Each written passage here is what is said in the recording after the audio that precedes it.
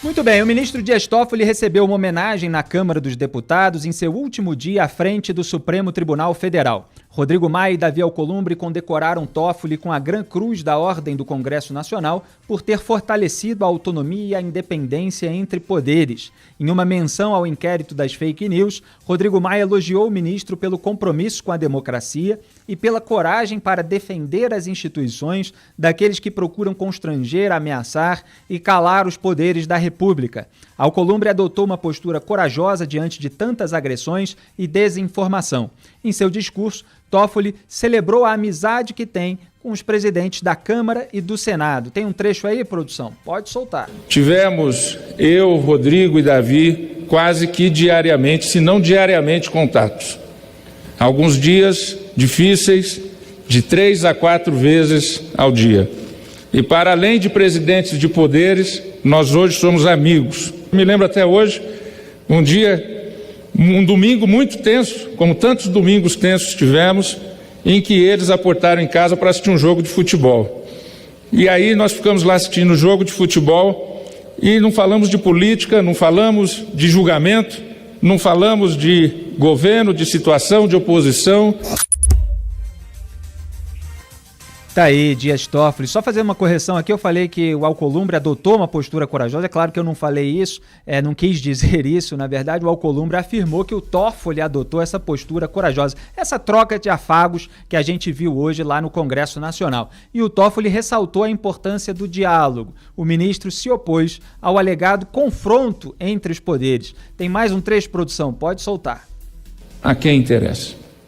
É essa a pergunta que se deve fazer quando vem as críticas de que não se deve dialogar, que não se deve conversar, que não se deve unir esforços para o bem comum.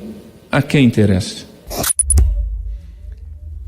Olha, essa declaração do Dias Toffoli eu preciso comentar, já fiz isso no Twitter, mas relembro aqui para vocês que o Flávio Bolsonaro, filho 01 do atual presidente da República, Jair Bolsonaro, há exatamente um ano, em setembro de 2019, e o Dias Toffoli agora, portanto, questionaram a quem interessa um conflito, né? É o que eles chamam, entre legislativo e judiciário. Então eu lembro que o Toffoli segurou a investigação do Flávio Bolsonaro no STF durante meses, foi naquele plantão durante o recesso judiciário que o Toffoli, como presidente do STF, felizmente um cargo que ele vai deixar, embora haja um risco na segunda turma, do qual a gente vai voltar a falar daqui a pouco, ele deu aquela decisão de paralisar as investigações no Brasil baseadas em dados do COAF. E isso incluía, obviamente, a investigação sobre o Flávio Bolsonaro. Enquanto o Toffoli fazia isso, segurava a investigação sobre o 01, o Flávio Bolsonaro fez campanha contra a criação da CPI da Lava Toga, que investigaria o Toffoli, inclusive pela abertura do inquérito das fake news, que depois veio a atingir bolsonaristas, quando então, finalmente, os bolsonaristas ficaram indignados. Eles que tinham deixado passar batido em sua maioria. O Eduardo Bolsonaro também fez campanha nas redes sociais contra a CPI da Lava Toga e o próprio presidente, de acordo com o relato do Major Olímpio, fez pressão pela retirada das assinaturas. Então, os senadores do PSL, Major Olímpio, Soraya Tronic e juíza Selma Arruda, na ocasião, receberam ali as pressões, inclusive por telefonema, relatado pela Selma Arruda, do Flávio Bolsonaro, para que a assinatura que eles haviam colocado no requerimento de criação da CPI da Lava Toga fosse retirada. A campanha acabou surtindo efeito, não exatamente para esses senadores, mas outros parlamentares acabaram desistindo e aí não houve o mínimo necessário de assinaturas que estava para ser alcançado, para ser consolidado ali naquela terceira tentativa de instalação da CPI da Lava Toga. Então eu volto a tocar nessa tecla que eu tenho tocado nos últimos dias, deixa de ser otário. A pessoa, não você, público cativo aqui do Papo Antagonista, do antagonista, mas aqueles que você conhece e que ainda se deixam levar, deixa de ser otário nessa pose de valente de bolsonarista contra o Supremo. Eles estão lá aliados àqueles que os protegem, principalmente o Dias Toffoli. E agora até o Gilmar Mendes, que virou relator do caso do Flávio Bolsonaro, não é mais atingido pelas manifestações bolsonaristas que, em 2019, quando o alvo preferencial, ou pelo menos junto deveria ser o Dias Toffoli, era o alvo, né? O Gilmar Mendes. Eles estavam naquela época poupando, portanto, o Toffoli. Então há essa blindagem mútua no Supremo Tribunal Federal, a favor de parlamentares como Flávio Bolsonaro, e no Senado Federal, que é o responsável por processar e julgar ministros do Supremo Tribunal Federal, seja em caso de impeachment, seja por meio de comissão parlamentar de inquérito, cada um afaga um lado e todos se blindam. É essa blindagem coletiva a que a gente está assistindo e para a qual a gente tem chamado a atenção todos os dias. Então, em uma só imagem, a gente separou aqui, em vídeo e até na imagem estática, o pacto dessa blindagem mútua entre o Senado e o Supremo Tribunal Federal, que eu chamei de Natal antecipado do establishment, favorecido pela família Bolsonaro. Pode soltar aí, produção. Tem o trecho em vídeo? Se não tiver em vídeo, pode botar na imagem estática. Tá aí o trecho em vídeo que a gente conseguiu separar para vocês. Olha aí, Dias Toffoli e Davi Alcolumbre dando soquinho, camaradas, aquele soquinho de gesto de camarada em que uma mão bate na outra. Então você vê aí a amizade entre os poderes. E esse negócio de conflito é bom deixar claro, né? Que história é essa de conflito? Aos pagadores de impostos que são roubados por políticos ladrões, interessa muito que eles sejam punidos, que eles não fiquem impunes.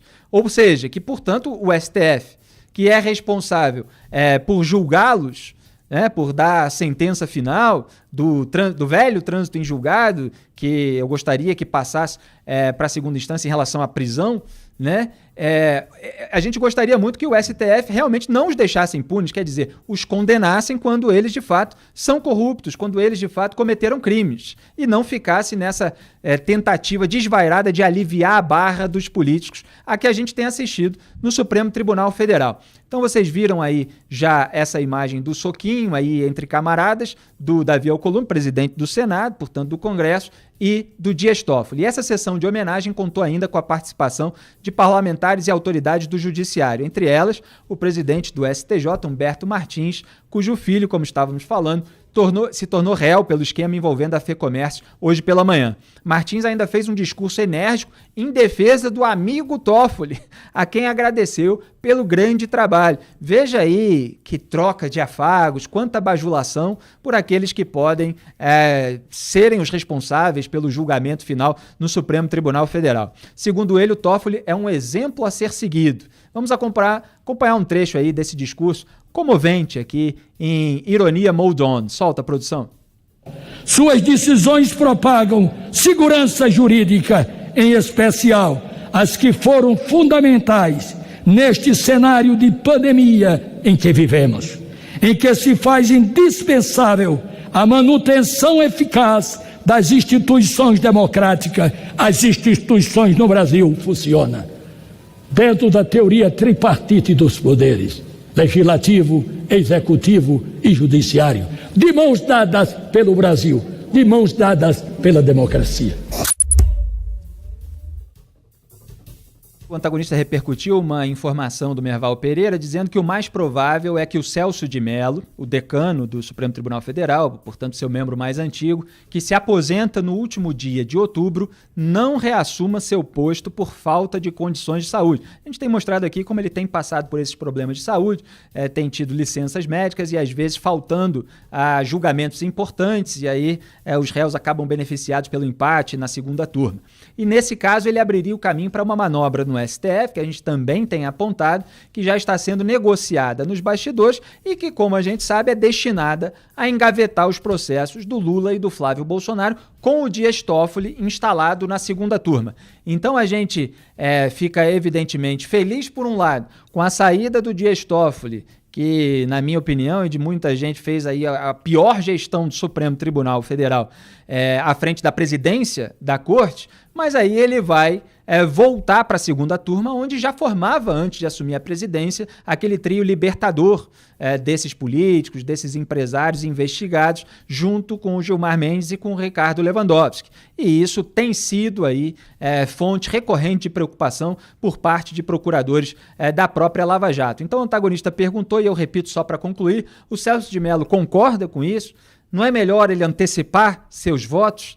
Não é melhor que haja uma reação por parte dele, na medida do possível, assim como por parte de outros ministros? Senão o Brasil, os pagadores de impostos roubados por políticos, ficarão reféns de decisões da segunda turma a respeito desses políticos. Essa segunda turma, com esses três que sempre tiveram uma relação muito próxima com a classe política, como a gente acabou de testemunhar.